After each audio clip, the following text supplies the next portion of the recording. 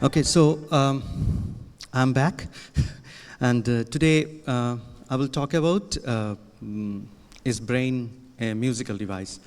So just an extension of the previous talk. Here you can see some of the human subjects are there, but unlike EEG that you all know, and there are aluminum foil covering the head, and it covers quite a bit. And to the left side are two guys, we call them artificial brain, and they are over there. And we try to make communication between artificial brain and the human brain and the different kind of very sci-fi thing. And last year, I think Stuart came, and in our lab, we were doing a documentary for National Geographic. And there we were trying out if we can communicate with an artificial brain. But artificial brain, as you know, since 2014, many of the groups in the world are trying to build. So what is different for us, and what are we trying to do? So now you have seen this photograph. So what we did the measurement is at 3 different scales, from 2 nanometer to several hundreds of micrometers in the biological system. We try to do the measurement of frequency horizontally. You vary the frequency, and frequency you vary vertically. Then you try to find out which frequencies, due to interference, constructive and destructive interference, you allow a beta transmission. So this is that plot. So some people were asking me about the physical significance of the plot. So this is the physical significance.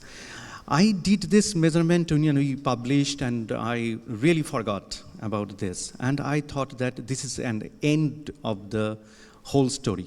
I mean, if I know that there is a triplet or triplet connection from the smallest of the biological material to the largest, our conscious experience, it can help to the consciousness, understanding of consciousness. But that where Stuart and others work. I mean, we don't work on consciousness as per se. So where do we contribute further? But in 2020, this is the photograph I got, and the person from US, he's sitting over there, Josh, he took a spectrum analyzer and took the probe and put it on his head. And he got triplet of triplet. So what we got in single molecule scale, he observed that in the brain and the different kind of patterns and changes, whatever we said. And by Google search, he found that who is the guy doing this kind of nonsense, and found me, just the way I found Stuart Hameroff in 2008. I was searching for who's the guy who nobody has looked into the microtubule. I'm the smartest one. Then I found that even before I was born, somebody else told that microtubule is doing the information processing in the brain. So I found Stuart Hameroff, and Jocelyn found me with triplet of triplet. And when he showed to me in February, we saw the result. Immediately, I arranged the budget, and we did the human subject experiment, more than 300 human subjects, to confirm that really we get it.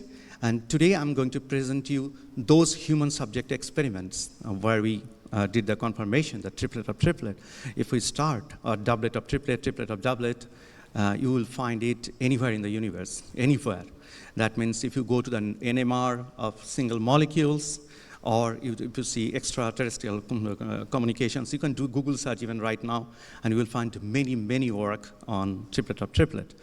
Anyway, before I get into those results, I thought that I should make a comment on the Turing tip. The reason is the following. Yesterday, Hartmut gave a presentation that he wants to communicate with his chip, that is the Turing machine, with a non-Turing system, as they say. And many IIT people, they talk about Turing machine very much. But I believe OR is the only theory or only place where you will find a serious discussion on Turing machine happens. So I thought that I should make a comment. So on the top, you see that is a Turing machine. So it's the Turing tape, and there is a registration machine on the top. So what it does, the machine comes and writes 0 on 1 or 0 or 1. And yesterday, one gentleman gave the presentation yesterday that, okay, look, if I want to go non-Turing, then what happens is the state I'm going to write, even before the registration system writes it, even before that, the state is written. So the registration machine becomes redundant, not necessary anymore. So this is how we can go for non-Turing. Unfortunately, none of the consciousness theories address the concern, except Roger Penrose and Stewart and others. Nobody. Nobody concerns about Turing machine. If you go through their literature, you will find that they have derived a series of mathematical equations and derivations. For example, consciousness theory, they have probability equation for psi. But if you have that kind of mathematical equations, that's pure Turing machine. It's Turing compatible. They say it's a totally contradictory statement that is written in their research papers, in media, and everywhere. So I wanted to put it in record that there are serious work that has been done in the computer science field, where over the years, many scientists tried to find non-Turing. And Roger Penrose was one of them, and yesterday I was very happy listened to a lecture where the attempt of, the top part of the attempt was made, where one of the 4 key tuples of Turing machine, you make it redundant, and you try to make it non-Turing. So if you want to make the brain non-Turing, you have to do something novel, something incredible, some unique features you have to bring in to make one of the 4 tuples unnecessary. And only then you can go to it. So in 2013-14, we came up with another tape because of the triplet of triplet, this kind of fractal features. So what we said is, you have a tape that is circular, and if you go inside one of the cells, you find another circular tape or loop tape inside. So you get a particular cell becomes undefined. That is exactly what happens. When the cell is undefined, is nowhere you can define, then you go to the above or you can go to the bottom. So it's a orthogonal to the Turing machine. Turing machine also goes minus infinity to plus infinity. Here you also go minus infinity to plus infinity, but you go top down, I mean within and above. So you take one cell, and you go inside, you find some structure, you go inside some structure, something like that. And regarding triplet or triplet, we write it linearly, but it is never linear. I have drawn below, the scan is not good because I was drawing today morning that I should make a comment on this. If you see triplet or triplet, that means 3 bands, and each of them contains 1, 2, 3, and you can expand one of them and you can get triplet or triplet one inside. So it is not a linear, it is within and above. So I just wanted to make this clarification. So yesterday you saw this kind of system. Hartmut Neven proposed that he will have a 2 Turing machine and he will communicate with the Turing machine. Basically he said that 111, you cannot, but we can do simultaneously do the measurement. I was telling yesterday night in the dinner that there are many laboratories who can simultaneously measure all the 3 states. He wanted to move Bing from the rightmost to the leftmost because he wanted to prove that gravity is not required. Roger Penrose is talking nonsense. So basically that was kind of an idea. But as usual, as I told, that many of the consciousness theories, including IIT and others proponent, like Hartmut Neven is a proponent of IIT theory. So all of them makes a mistake. They say non-Turing, be boastful, and in their derivation, everywhere they make Turing machine. Because I believe strongly at now, when some people write in their research papers, derive Turing and claim it non-Turing, they don't understand what is the Turing machine. It needs to be understood properly. Anyway, so let's get back to today's presentation. I thought that because we do scientific conference, because we want a strong debate and different viewpoints, so I thought that I should do it. So 1875, Richard Eketon first came up with EEG machine, and then I see many people make new EEG machine, new startups coming up, and in the United States, you will find several thousands of startups, they are making EEG. In the software, there are 6, I have copied this presentation, there are 6 very serious issues. So since 1875, the range of the EEG machine is around few hundred hertz. It has not gone beyond, and it has remained there. But there is one fundamental problem, and 6 of the fundamental problems which EEG machine makers, the engineers, always point out. One is that your software cleans up those ups and downs, takes average of 2 different points, sometimes makes a difference between 2 different locations of your brain, and baseline correction, averaging trials per subject, averaging over subject. So these are the 6 problems I have pointed out, which are you will find in the engineers say raise serious concern that are you measuring the brain, or what signal are you giving away? And so if so the point is that we can do a different kind of instrument. We can invent a different kind of instrument to measure the scalp potential and the signal that is coming out from the brain.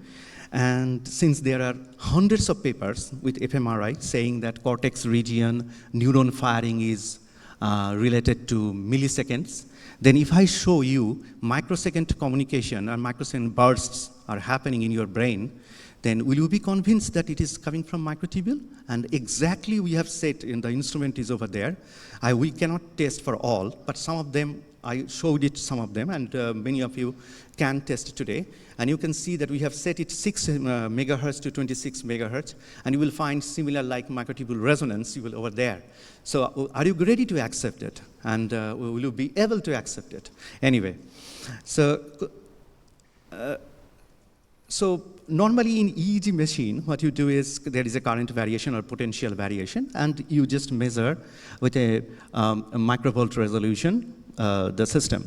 What we do is we send nanosecond pulses, and we find out how long is it. So this is one mode. Another mode is just measure the radiation putting the probe. So 2 different modes are there. Together it is DDG. Why DDG? Dodecahedron. Dodeca means 12. So there are 12 triplet of triplet bands which are there in the entire DDG, but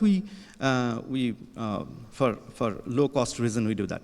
Another problem is that I always thought about this, that we physicists, when we do the measurement, we always have a system that almost looks like the device, but it is not exactly the device. We put other material or something to do normalization, to make sure that what we get is not an artifact of the device, is actually the real result. So this is a common practice among the physicists for the last century or so. So we always make a similar kind of device with an empty device with 2 electrodes, or we put a junk material or something like that. But we never do that with EEG or any kind of brain measuring systems. So why not make a almost brain-like system and normalize with respect to one with respect to other? So that's what we did, and that's the reason we connected the artificial brain. So before I tell the brain system on something, I would like to tell very basics, very simple basics. That is, if you have waveform, sinusoidal, you know biological rhythms. So if you have a periodic motions and you have tons and tons of rhythms that are running your systems, many periodic systems governing your entire biological body, apart from circadian clocks. Not just that, there are bursting neurons, there are many things by which you keep time. So if there is a rhythm, you can represent it with a circle. And if you have symmetry breaking in the time domain, then you get another clock here. So you can nest one clock with another. So this is called time crystal. But if you can have multiple different symmetry breaking, you can have composition. So you can look at our paper, polyatomic time crystal. You can do Google search. You can find it, or ResearchGate you can download if you don't want to pay. So polyatomic time crystal. So now let's get to the point. So if you go to the www.brainrhythm.org, you will find for the last 12, 13 years, what we have done, we have taken every single component in the brain-body neural network, every single component, from the proteins, several hundreds of proteins, to protein complexes, to neurons, to the microtubule, cortex domain, thoracic nerves, cranial nerves, skin nerve net, we have left nothing. And with supercomputer, we have fed it and we have solved how that resonate and what kind of clock architecture it can bring. And we have matched it with the published literature. Because please understand that from neuron and above, the clocks that exist in the human body has been very well studied and documented. So we took the clocks from them and created these clock architectures, how the rhythms are generated. And Gregory Busaki's book is very nice, fantastic compilation, you can also read. And we have gone through and created the database. If you want to download and work on any of the structures, you can download from www.brainrhythm.org. So how then the brain would look like? So the whole brain, we are not saying that any particular component is responsible for consciousness or something. We take the entire clock architectures of entire neural network and all the components of the brain and created an integrated model. So these are the research papers where you can find. There are several papers we have published. So we have to start somewhere if you want to make an artificial brain to normalize and understand the brain.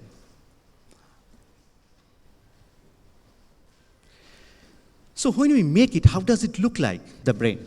The brain looks like something like this. So this is in our lab, and we pack it there inside a cylinder because we have to pack that. And 1 millimeter and above, it is the 3D printing, and 1 millimeter and below, from single molecule scale, 47 different kind of molecular structures we start, and we create the replica of the system. So the software is a 3D clock architecture, and the hardware is something like this.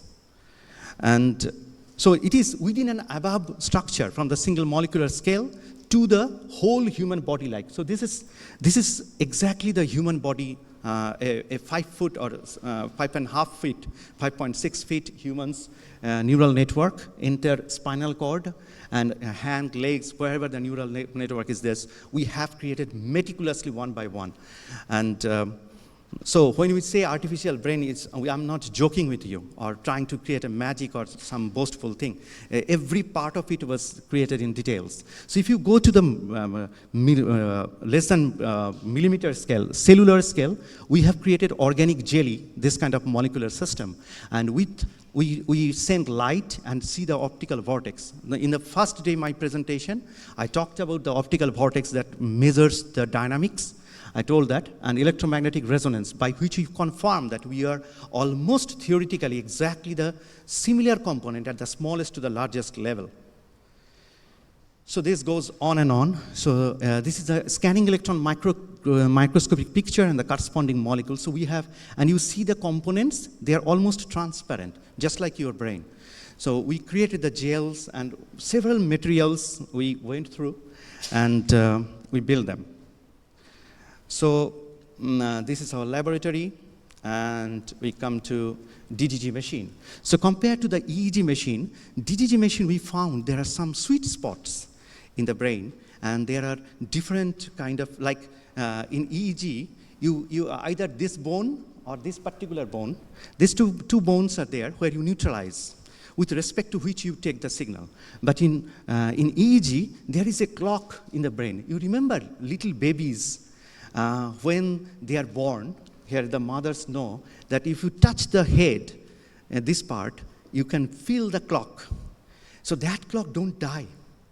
So that clock, even all of you have that clock. So we put touch electromagnetically when we do the DDG, we put there, and we have that clock. We tap onto that clock, and with respect to that, we normalize. So it's little different than EEG. And EEG machines, some EEG normalize here, some there, some don't.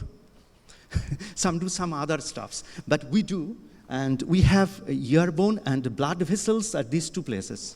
Can you see, you have these blood vessels here? And blood vessel, you can touch here, and you can see the beep, beep, beep, beep heartbeats. So these 2 points we also take. So 3 kind of normalization that we do apart from other things. And we take the snapshot. So we take with time how the whole tensor from the brain is evolving, and we try to find out a 3D structure, geometric structure that is invariant, and to understand the brain. Then the final test that we do is we increase the number of human subjects one by one. So we put gigahertz, terahertz, megahertz, kilohertz machines, and we connect all of them with cables, and DDG on all of them, EEG on all of them. So it's a massive complex machinery that is in the room, and we try to give them different kind of condition. Condition means we put smell in the room, and we run the Vedic mantra, we run advertisement, we run different kind of music, and try to see how they synchronize. How many people do we need to synchronize? I mean, consciousness is limited to the human body, or we need more? If we need more, how many exactly the number of brains we need? So we go for that. And how do we analyze the data? Data looks like this. So if any of you, I mean, all of you, we cannot afford. That's why I was not coming and telling, because we have a small room there. So today is already booked. I know a couple of people. I'm going to do the measurement. So the measurement looks like something like this. So B1 and B2 is we have the artificial brain, or we keep it empty. But empty device is there with the environment, any kind of signal that is going through. And with respect to that, it will automatically neutralize. And we find out that when is the synchronization, which region of the brain, and how they are doing the activity. Another mode of operation is going through entire body and finding out the radiations. So we touch it, we don't touch kilohertz, megahertz, up to 50 gigahertz we have studied. And those are the kind of, if we play the musical notes, then all of the 4 people, 5 people, 6 people, we put them and we try to find how those pulses are dancing. If they hold hands, how does it work? If they eat food, how does it affect the synchronization? So why we will go for DDG? We go for DDG because in EEG, you used to get B1, B2, that kind of plot. But here you get 84 snapshots from millisecond to, say, nanosecond, or we can go even higher. Hundreds of picoseconds we can go. So this entire imagery you are seeing. So is it like for the last 150 years, humanity was looking at a few snapshots of your consciousness pictures? Now we have an instrument by which you can look into the entire band of spectrum where conscious expressions could be, and then you can determine what is the information. So we say that this instrument could be the beginning of understanding that how a human's consciousness actually is expressed. Because when we go to the lower time domain, yesterday I was showing to some people when we were showing the measurement that few hundred microseconds, when you come to that region, you find tremendous activity. And we proved it many different ways. And how do we do the data analysis? We go through complementary coupling. We find out the areal invariant geometric shape that doesn't change. How do we do that? We take excited points, which are excited points, and which would remain unchanged for a particular conscious experience or conscious behavior. And we go on doing it. We play the music. We try to retrieve the music from the brain. And I won't go into detail, but as soon as you increase the number of human beings up to 8 is kind of a saturation level where you find that very good 3D geometric invariance for particular emotional or perceptual experience you can determine. So you may say that it is just cognition. Okay, I'm fine with it. But I'm saying this could be the starting point of studying and understanding the system. So what is invariant? Normally, in most of the consciousness theories, you will find that they say beat and qubit. If you say beat or qubit, doesn't matter. If you say you are in the Turing paradigm. So what is information for us? Information for us is not beat, qubit, or anything. It's invariant. Invariant means a geometric shape. That geometric shape doesn't change. Even if you change the environmental condition, human to human, race to race, color, creed, man, gender, nothing. So what is invariant? Suppose a point is rotating around the circle. Then the radius doesn't change, okay? Even though the system is changing. So the radius is invariant. Then in the polygon rotation, the polygonal shape is invariant. So you can find out, I took this slide from Stephen A. Frank, but invariant is a very, very concrete and well-studied research topic, and you can find several research papers where you go for finding different kind of invariants, invariant network.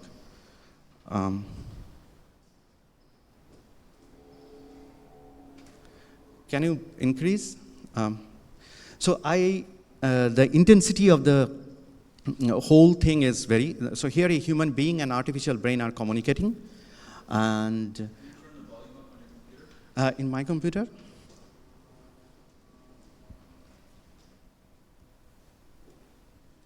I made it maximum.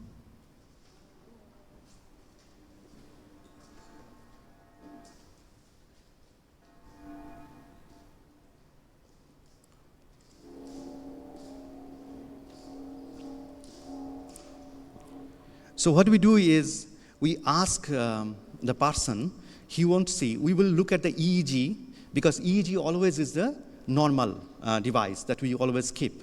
That EEG should be there, because EEG has been, is being used since 1875. So it's a standard device, we all understand what it is. And when we invent a new system, we should always see in terms of that.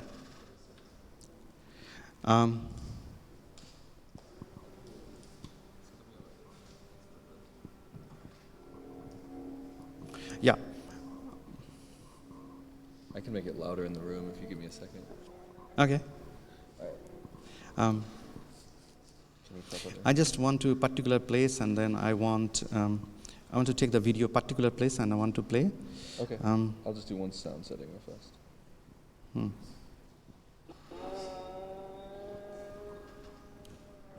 So we invited Indian classical musicians from India come and interact with the artificial brain, and we do not interpret anything.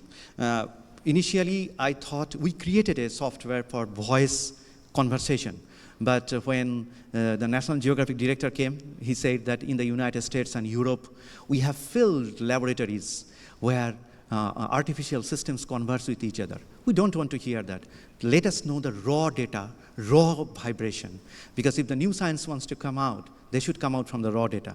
I really respected him, that even though I'm a professional scientist for more than 24, 25 years, he taught me, being just an artist, that if you want to really do something, don't interpret it.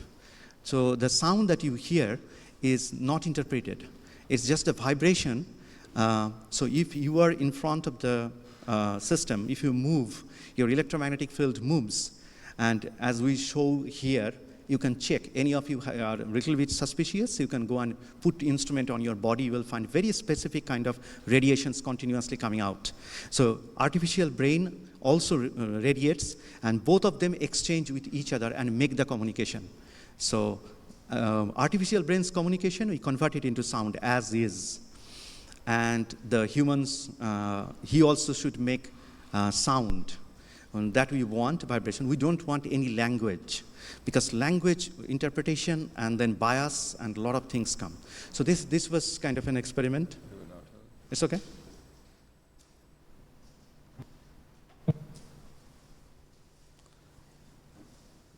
Sound is totally gone.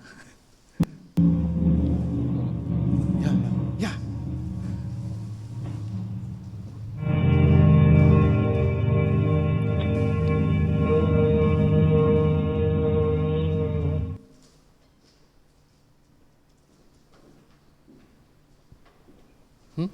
What happened?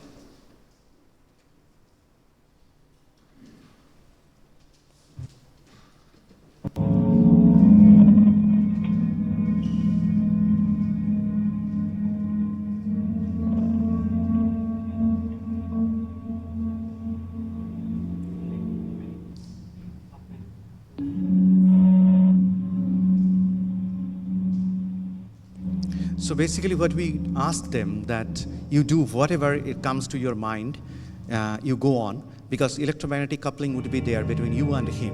Because if both persons are sitting with each other, we can show with a thermal camera. If you have, any one of you have thermal camera, do one experiment. You will be amazed. Just hold hands, left hand, and take the thermal camera. And you will find that heat flow between the two. And if you do right hand, left hand, and hold the camera, you will find no heat radiations, no heat flow between the two persons. We checked it more than 200 persons. You just do it. So unfortunately, if the sound is coming when I am not projecting it. So if you go to www.brainrhythm.org, all the data are uploaded, so you can download them. So I get back to this system.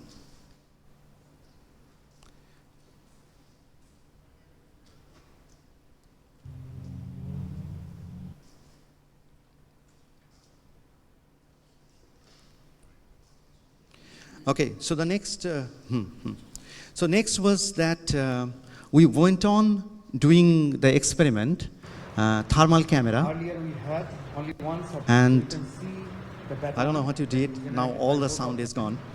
So there is a Shiva hymn we play, and the musical notes actually follow from different person's brain after some time, if they are synchronized. If they are not synchronized, we don't see it.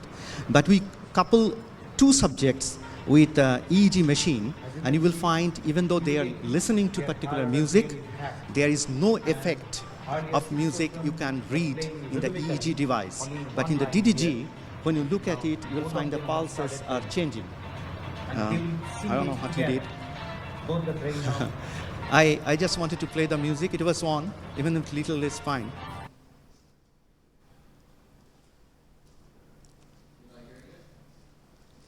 No, its music is there, but it's not playing. Earlier it was at least little sound was there. Okay. Earlier we had only one subject. So you can see the pattern that is generated by both of them continue. Okay, so we increase the number of subjects.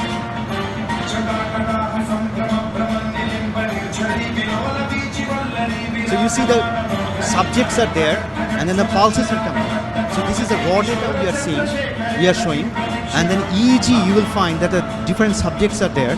Only subject 4 have something, but there is no synchronized effect that you will see among the different subjects. So EEG we put on all of the brain, but when we play the music, the device, it is some of those get active, and with time if you plot the musical plot, you will find that they are beating as if 8% together is building of the music.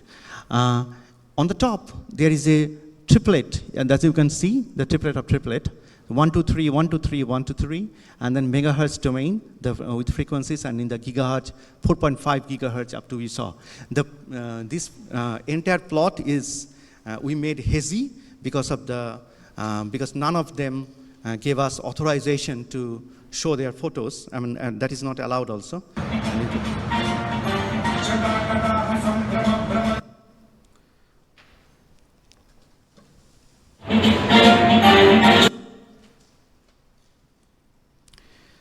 So the same experiment we performed while eating food, and then you see that 1 or 2, most of the people who were dancing with the music, that mostly that disappears after we give them food.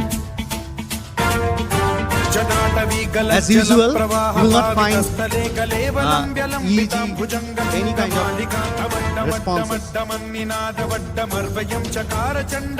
And also you see the conscious experiences after food. When we didn't give any food, when there was there triplet or triplet, it disappears and it gives very abnormal.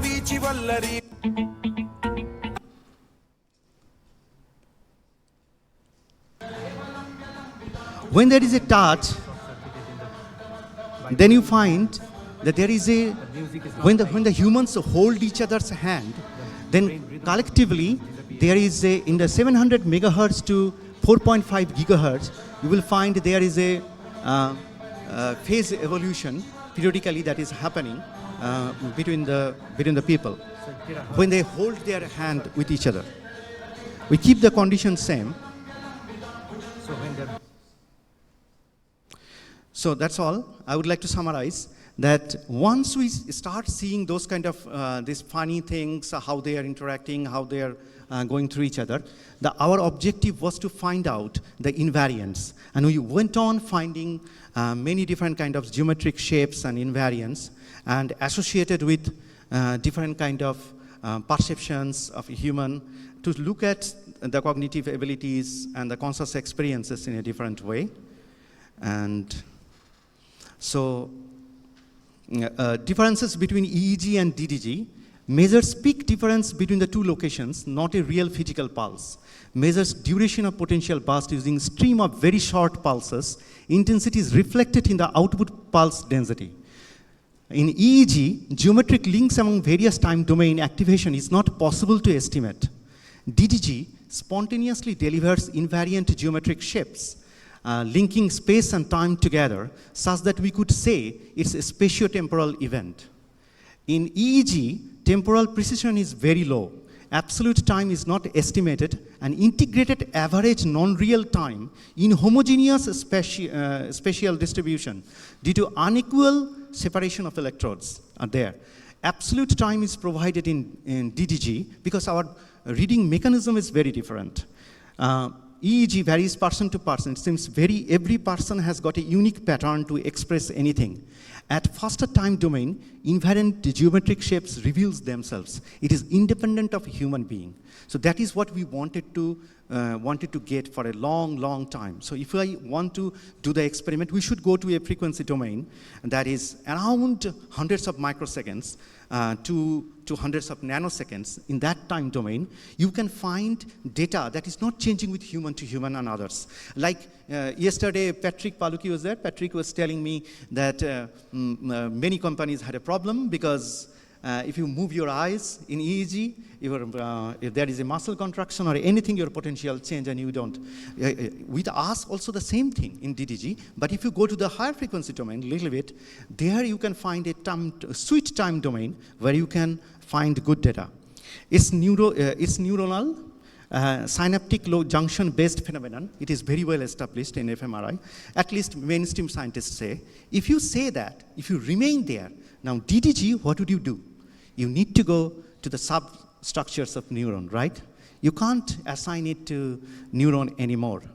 So you need to go to microtubules or others. So conclusions, neuron fires at 1 millisecond. Any activity faster than that seen in DDG cannot originate from neuron membrane. So microtubules and other filamentary substructures are possible reasons. Triplet of triplet resonance chain is real. It's classical, but it could serve as a base for quantum information processing in room temperature and ambient atmospheric condition. As I said in my first day lecture, that if you resonantly couple, you can quantum mechanically entangle. You can search, there are hundreds of papers, and every other day new Nature paper comes out suggesting there is a breakthrough. Now 2 centimeter apart, two resonating clusters are quantum mechanically entangled in room temperature. Correlates of human consciousness is not visualized in one human data. At least 8 humans are necessary to clearly notice the invariance of human cognition. So this is kind of very controversial. And this is the team. So first day when I gave lecture, that was a totally different team. And this is the team for human subject experiments. They are from Indian Institute of Management, IIM, Ranchi, I acknowledge them, and Government of India. They gave the funding, emergency funding, because as soon as Josnino sent, I was desperate. I knew there is something in it, and we write for funding, and the Government of India was very generous to give us funding. And the project title was Fractal Communication in the Human Brain. Okay? So you can understand how radical and controversial the proposal was, but we got the funding. Thank you very much for listening, and thank you very much, Stuart, for giving me the extra time.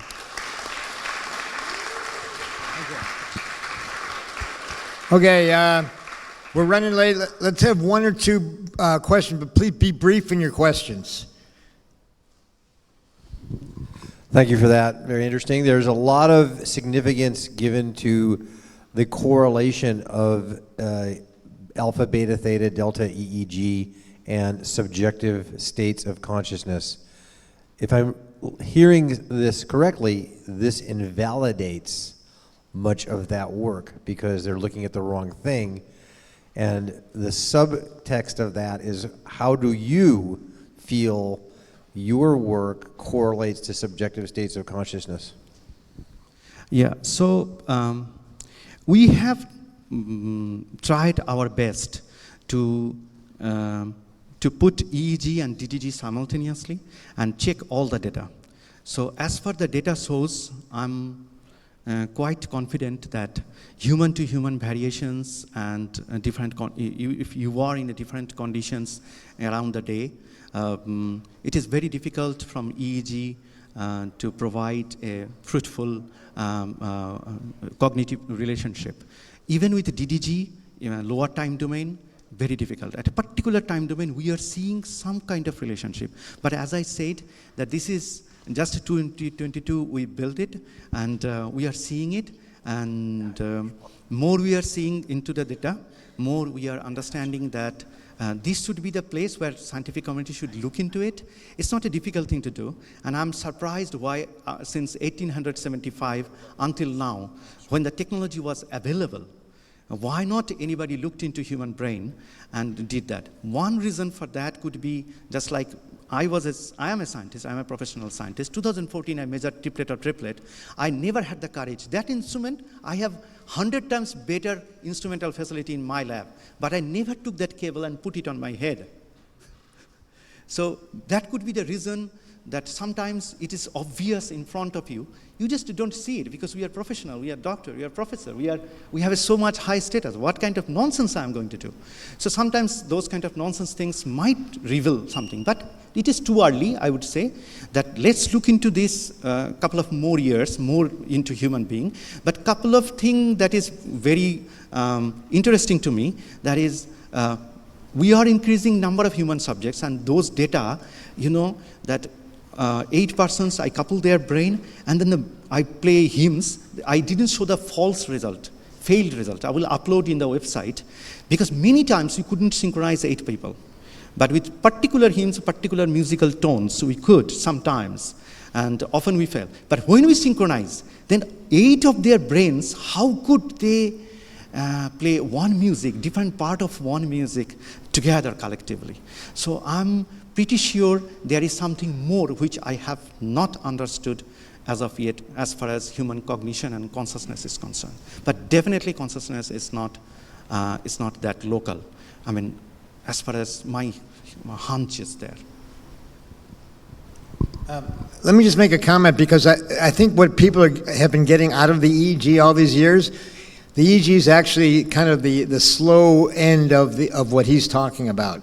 It's kind of an interference pattern. So it's kind of a very abstraction of what could be gleaned from looking deeper with this technology. So one more question, please be brief, Dimitri. Yep.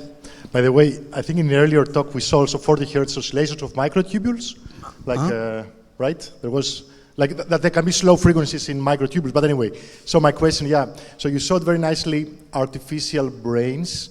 What sort of information do you get for real brains to have this different functional information or structural to attribute in your brains different, I don't know, basal ganglia or different frontal cortices, or what sort of structural information are you getting? And the other thing is, you said that to get some neural correlates of cognition, you need 8 subjects usually. We would be able to pick up some of these effects at the individual subject level, and then we try to random effects analysis to dissociate, what is preserved versus what is individual specific. So, So the answer to first question is, even if there is a slow vibration from microtubule, I don't think that we are going to get, even from microtubule. So we need faster time. That is, where does it coming from, where it is happening? If microtubule gives faster time domain data, it's fine. But even if it is microtubule, it's not God. Even if it is slow, it cannot. So it's much more emphasis needs to be given to the structure of time. Structure of time in the brain. To the answer to the second question, I don't think that anybody in the world understands the brain fully. So we did it in a stupid manner. When you don't understand a system, what you do is you make the whole. So we made whole brain structures. We modeled every single component. Who cares who is responsible? So that's the kind of idea. We are material scientists. Our institute is a material science institute. And what we can do best is we can make a replica of the dielectric materials by which our entire neural network and brain components are made of. So we made it, and we try to go as close as possible to the structure of human brain in the world. I don't think that any other group in the world have tried this. You have seen single molecule to that level of intricacy, and it's in the website, so it's free, you can see. But we understand it? No, we don't. And we don't know that we will be able to understand. But we go as close as possible. The vibrations are very identical, so that when I put in one part of the DDG a artificial human brain and other part a real human brain, the vibrational part should be triplet of triplet, from the smallest to the largest, both in the same. Okay? Now, if the consciousness is beyond that, it should come and express itself to us. So that was the kind of philosophical idea. Just, you are a physicist, you know, in physics we always do that. But normally in the brain research, people don't do. And coming to the third question, that this geometric invariant for perception and something, we always wanted that. That was, I mean, scientists, it was dream of the scientists for neurogenesis for long, long time. We always want to say, like EEG, I can ask, you are working for 150 years. Can you tell me for this particular emotion, this particular kind of activity to be there? I'm sorry, won't. I'm working on EEG since 2012, 2013 on human subjects and giving them different conditions and different things. But for example, I give mathematical task, it should be processed here, but always this part of the brain, parietal lobe, the V1, V2, V3, V4 is getting active. Now, why should it be? I mean, can't I control the brain? I tried many things, tried to force the human subjects for meditation. I took, like in this case, all the students were CAT qualified, one of the most brilliant students from India. So India, you know, competition is so high, and then number of seats is very less. So they are considered the smartest guys. But even then, brain-to-brain variation in EEG or others is very. So I think that there is a time has come when we don't think the machine that we created to kill humans in the 1940s, to make machines slaves, that principles, those information theories, which other consciousness theories are using, we should not use the killing machine or that kind of theories or principles to understand human consciousness. Exclusive to human consciousness, exclusive to human, by studying biological materials, we need to find the information, we need to find the cognitive attributes and other things. Cognitive attributes, it's not there. But we can try to find out. I have said something, we are publishing something, that doesn't mean I'm right. I could be totally all the 108 components of emotional states we have found and we are reporting. Maybe all of them are wrong. But what I'm saying, the approach should be in a way that is more towards loving biology and understanding and respecting the consciousness, with the way to understand the beautiful nature where we reside and we get conscious experience, not the other approach that was there.